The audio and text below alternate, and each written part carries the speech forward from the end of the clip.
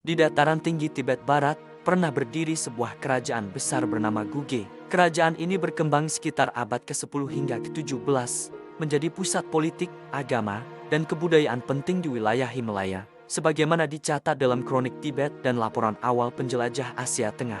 Namun suatu hari, Guge runtuh, bukan perlahan, melainkan seolah menghilang.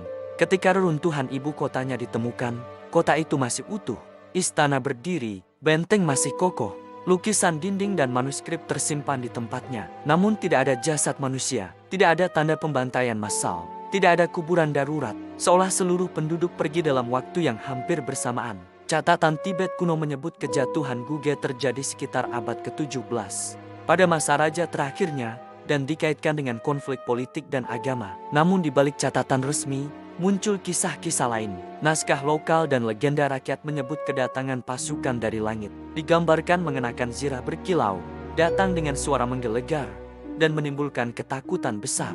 Ungkapan ini kemudian ditafsirkan berbeda oleh para sejarawan.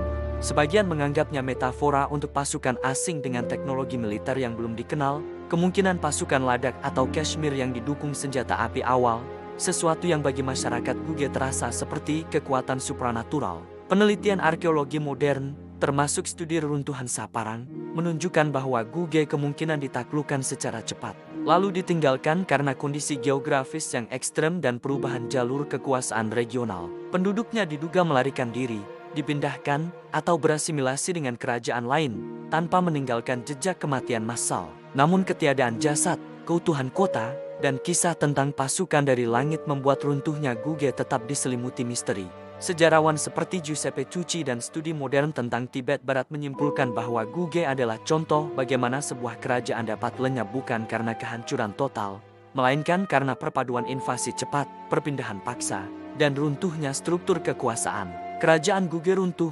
kota-kotanya membisu, dan yang tersisa hanyalah dinding batu di atas tebing, serta pertanyaan yang belum sepenuhnya terjawab. Apakah Guge dihancurkan atau ditinggalkan dalam kepanikan besar? Sejarah hanya meninggalkan jejak sunyi dan legenda tentang ketakutan yang datang seolah dari langit. Inilah lembaran kelam.